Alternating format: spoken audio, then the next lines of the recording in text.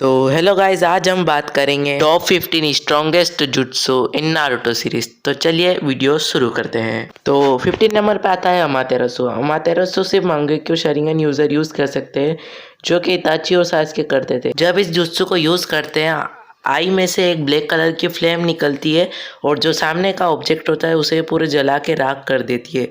इसलिए ये jutsu 15 number पे डिजर्व करता है। नंबर 14 पे आता है शिनरा टेंसे। अब शिनरा टेंसे किस टाइप का जुत्सु है?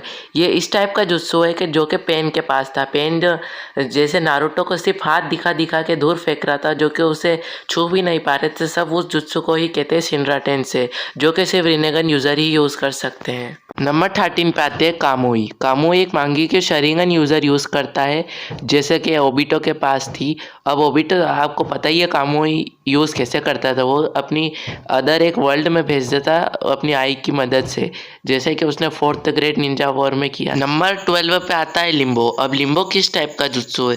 जैसे कि आपको पता होगा 4th ग्रेड निंजा वॉर में मादारा ने यूज़ किया था। उसने एक शेडोक्लन टाइप का जुत्सु किया था, जिसमें जो यूज़र के पास एबिलिटी होती है वो सारी की सारी उसके पास भी एबिलिटी होती है, और वो यूज़र जो सामने का एनिमी होता है वो उसे देख भी नहीं पाता है।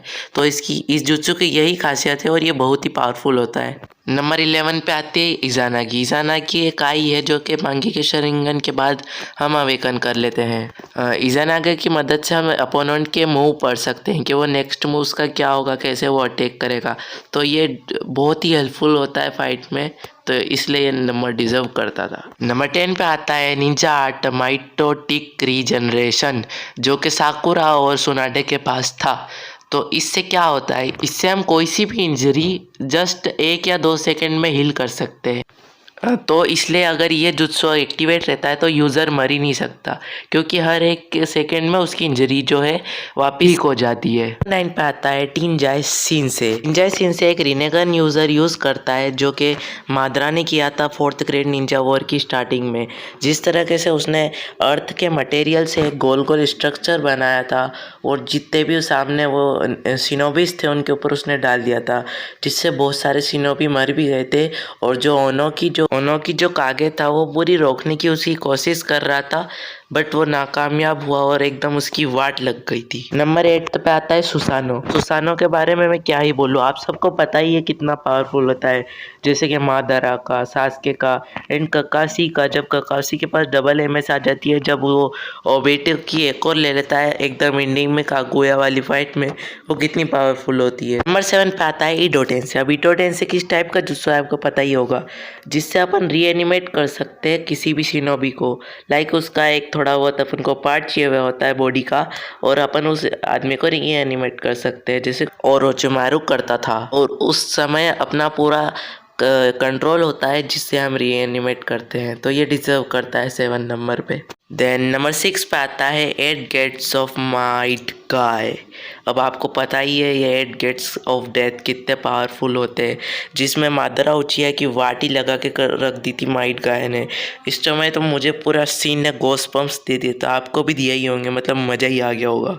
तो ये नंबर मेरे को कुछ बोलने की ज़रूरत नहीं है, वो माइट गाय डिजर्व करता ही है, 8 गेट जुत्सु डिजर्व करता ही है। नंबर 5 पे आता है अल्ट्रा बिग राशिन सुरिकेन। तो गाइस आपको पता होगा जब एंडिंग में सास्के वर्सेस नारुतो फाइट हुई थी at the end of series, तब नारुतो ने यूज़ किया था अल्ट्रा बिग बॉल राशिंग सुरिकेन। एंड जब कुरामा के मोड में था वो, तो वो बहुत पावरफुल था, बट वो अंडररेटेड है, क्योंकि आप लोगों को अभी आपने सोचा भी नहीं होगा कि इस जुत्सु का मैं बोलूँगा, इसलिए।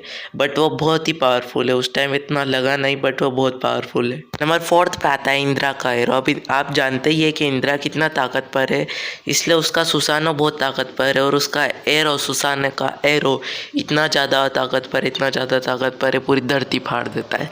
चलो वो तो मैं भाग रहा हूँ, बट स्टिल वो बहुत जुत्सु ताकतवर है। नंबर 3 पे आता है चिबाकू टेंसे। अब चिबाकू टेंसे कितना ताकतवर है आपको पता ही होगा। जब कुरामा के मोड में था नारुतो पेन वर्स नारुतो के टाइम पर, तो पूरा जो कुरामा का मोड में भी वो कुछ भी नहीं कर पाया था जब पेन ने उसको उसके अंदर ले लिया था। तो ऑफ कोर्स वो बहुत पावरफुल है, तो ये नंबर वो डिजर्व करता है। और आपका ओपिनियन आप कमेंट में और बताना मुझे। नंबर 2 पे आती है काटो मात्सुकामी। नाम कितना बड़ा है, मैं नाम लेते ही थक गया। इस जुत्सु की एबिलिटी है कि जो यूज़र है वो सामने वाले एनिमी का माइंड कंट्रोल कर सकता है। तो आप सोच ही लो कितना पावरफुल है जुत्सु। ये शिज़ुई उचिहा के पास भी था और ये सब सिर्फ उचिहा ही ये जुत्सु को अवेकन कर सकते हैं। नंबर फर्स्ट पे आती है इन्फिनिट त्सुकियोमी। इन्फिनिट त्सुकियोमी क्या होता है, जो कि एक ड्रीम में डाल देते हैं। आप सबको पता ही है पूरी 4th ग्रेड निंजा वॉर इसी चक्कर में हुई थी। बट जिस चीज़ का मतलब नहीं है, क्योंकि अपन अदर वर्ल्ड में एंजॉय तो करते हैं बट हमारा शरीर पूरा ख़त्म ही हो जाता है इधर। तो इस जुत्सु का कुछ मतलब नहीं है, बट ये पावरफुल बहुत ज़्यादा है क्योंकि ये पूरे के पूरे वर्ल्ड को एक अदर वर्ल्ड में डाल सकता है। तो ऑफ कोर्स बहुत ताकतवर है।